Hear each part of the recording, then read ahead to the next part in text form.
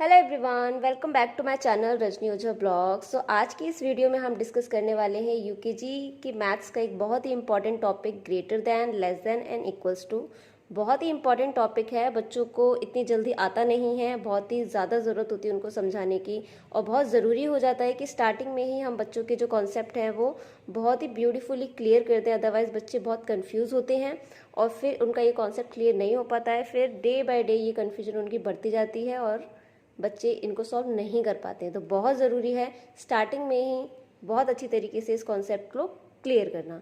सो यहाँ पर हम डिस्कस करेंगे इसी के बारे में और बहुत ही ब्यूटीफुली मैं इसको यहाँ पे डिस्क्राइब करूँगी और बहुत ही जल्दी आपके बच्चे सीख जाएंगे, क्योंकि बहुत ही ईजी कॉन्सेप्ट है। देखने में ही लगता है कि greater than, less than, equals to बहुत ही हार्ड है बच्चों के लिए, लेकिन अगर हम उसको स्टेप बाय स्टेप और बहुत ही अच्छी तरीके से समझाएं तो बहुत ही ईजी टॉपिक है ये। सो स्टार्ट करते हैं। उससे पहले अगर आप मेरे इस चैनल पे न्यू हैं तो मेरे चैनल को सब्सक्राइब कर लीजिए, जिससे फ्यूचर में जब भी मेरी वीडियो आए तो आपको नोटिफिकेशन मिल जाए। तो चलिए स्टार्ट करते हैं। सो इस टॉपिक को समझाने के लिए हमें बहुत ज़रूरी है कि बच्चों के साथ में हम इस तरीके से समझाएं कि बच्चों को बहुत अच्छे से समझ में आ जाए। तो उसके लिए हमें बहुत ज़रूरी है बच्चों के लिए ऐसे टीचिंग एड्स बनाना जिससे बच्चे उस चीज़ को कनेक्ट कर पाएँ और अच्छे से सीख जाएं। तो मैंने भी कुछ प्रिपेयर किए हैं बच्चों के लिए, छोटे छोटे से कार्टून टाइप के कुछ ऑब्जेक्ट, जिससे बच्चे बहुत ही अच्छे से सीख जाएंगे। अब इसको कैसे समझाना है, हमें कोशिश करनी है कि इसको इस तरीके से समझाएं कि बच्चे उस चीज़ को कनेक्ट कर पाएँ और बहुत आसानी से सीख जाएं। जस्ट लाइक कि हम जैसे स्टोरी टेलिंग बताते हैं, स्टोरी के फॉर्म में हमें बच्चों को समझाना है तो बच्चे बहुत जल्दी सीख जाते हैं। सो ये जो मैंने प्रिपेयर किए हैं ये है एलिगेटर्स, क्योंकि हम कार्टून के वे में अगर बच्चों को समझाएंगे तो बच्चे बहुत जल्दी सीखते हैं, तो इसीलिए मैंने ये बनाया एलिगेटर। और हमें इसकी स्टोरी कैसे बतानी है बच्चों को कि ये जो एलिगेटर है ये बहुत ही ज़्यादा भूखा है, यानी कि बहुत ज़्यादा हंग्री है, और इसका जो नेचर है वो ऐसा है कि जब भी हम इसको खाने के लिए कुछ देते हैं तो इसका हमेशा मन करता है मुझे और दे दो। Is like more and more. So इसीलिए हमें बच्चों को ये बताना बहुत ज़रूरी है कि ये जो एलिगेटर है इसको जब भी ज़्यादा फूड मिलेगा ये हमेशा उसी तरफ जाएगा, ये इसको कभी भी कम नहीं चाहिए, हमेशा ज़्यादा ज़्यादा चाहिए, ये बहुत ग्रीडी है। सो इसी के साथ में हमें बच्चों को ये भी सिखाते जाना है कि ये जो ग्रीडी एलिगेटर है इसको ज़्यादा खाना चाहिए, और जिस तरफ इसका फेस है, जैसे कि इस तरफ है लेफ्ट साइड, तो इस साइन को हम क्या बोलते हैं, ग्रेटर दैन। क्योंकि बोलना बोलना भी बच्चों को आना बहुत ज़रूरी है, क्योंकि अगर बच्चे सिर्फ ऐसे ही सीख पाएंगे कि ये इस साइड साइन है तो वो बड़ा है, इस साइड साइन है तो ये भी बड़ा ही है, बट इस तरीके से नहीं समझाना है बच्चों को। हमें साथ में उनको ये भी समझाना है कि ग्रेटर देन का साइन कौन सा है और लेस देन का कौन सा है। तो साथ में ये भी बताइए कि ये इस तरफ इस तरीके से अगर उसका फेस है एलिगेटर का तो वो ग्रेटर देन का साइन है, और राइट साइड है तो वो हमारा लेस देन का है। बस आप ये भी बता सकते हैं कि जिस तरफ ये वाला पॉइंट आ रहा है उसका वो हमारा लेस देन है। कन्फ्यूजन होती है स्टार्टिंग में, इसलिए आप स्टार्टिंग में ये सब चीज़ें ना बताओ, कोई दिक्कत नहीं है। जब आप क्वेश्चन को सॉल्व करेंगे तब आप बोलेंगे उस टाइम पे कि ये this number is greater than this, तो बच्चे आसानी से सीख जाएंगे। सो हमें यहाँ पे किस तरीके से बच्चों को समझाना है, किस तरीके के नंबर्स लेने हैं, तो वो हम देखते हैं वो हम कैसे समझाएंगे। सो मैंने प्रिपेयर कर ली है ये वर्कशीट। इस वर्कशीट में मैंने नंबर्स नहीं लिए हैं, मैंने लिए हैं पिक्चर्स। पिक्चर्स के फॉर्म में अगर हम बच्चों को ग्रेटर देन और लेस देन इंट्रोड्यूस कराएंगे तो बहुत जल्दी सीखेंगे, क्योंकि इसमें कहीं ना कहीं मोर एंड लेस का कॉन्सेप्ट आता है कि जो चीज़ मोर है उस साइड पे एलिगेटर का मुंह होगा। तो हमें स्टार्टिंग में वही चीज़ बतानी है कि मोर और लेस वाला, कि जहाँ पर ज़्यादा फूड मिलेगा एलिगेटर को उसका जो माउथ है वहीं पर ओपन होगा। तो अगर हम डायरेक्टली ही नंबर से कराना स्टार्ट कर देंगे तो फिर बच्चे क्या है, नंबर्स को देख के वो हड़बड़ा जाते हैं और उनको समझ में नहीं आता कि कौन सा लेस है और कौन सा मोर है। सो यहाँ पर हमें क्या करना है, आप साथ में पेंसिल भी रखिए अपने साथ में, उसको लिख कर भी बताइए और बोल के भी बताइए कैसे करना है।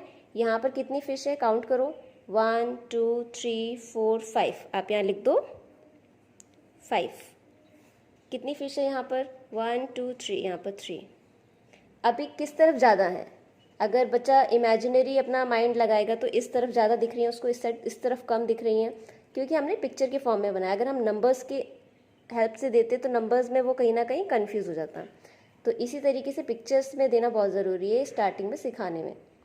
सो यहाँ पर देखो किस तरफ ज़्यादा है, इस तरफ। तो एलिगेटर को क्या चाहिए, बहुत सारी फिशेस, तो ये साइन किस तरफ हो जाएगा, इस तरफ। अब आपको बताना भी है कि 5 इज़ ग्रेटर देन 3, क्योंकि एलिगेटर का जो माउथ है वो इस तरफ ओपन है, ये सारी फिशेस वो खा जाएगा। तो हमें इस तरीके से बताना है यहाँ पे कि 5 इज़ ग्रेटर देन 3।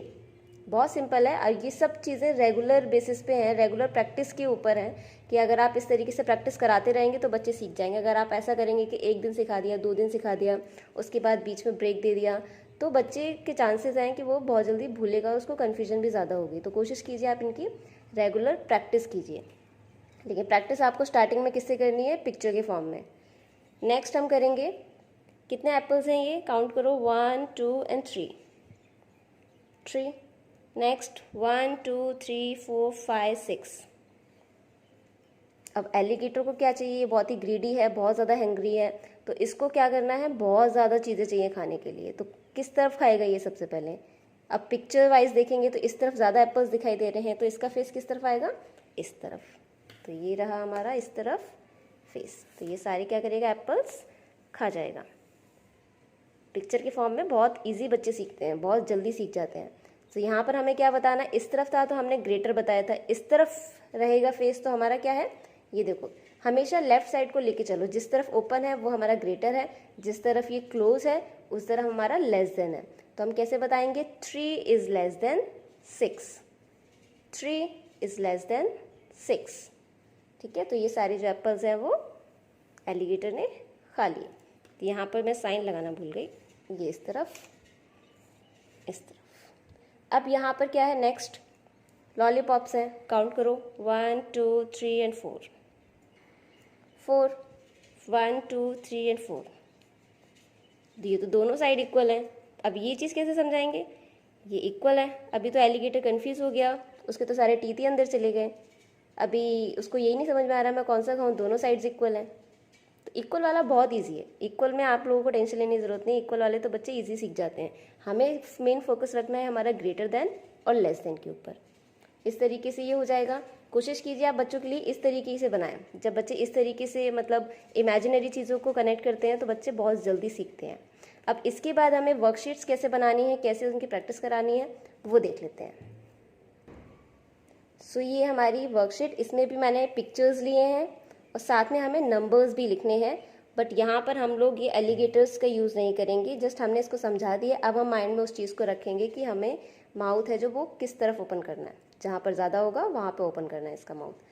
तो अभी हम यहाँ पे काउंट करना शुरू करेंगे, 1 2 3, यहाँ पे लिखा हमने 3। नेक्स्ट 1 2 3 4 5। किस तरफ ज़्यादा है?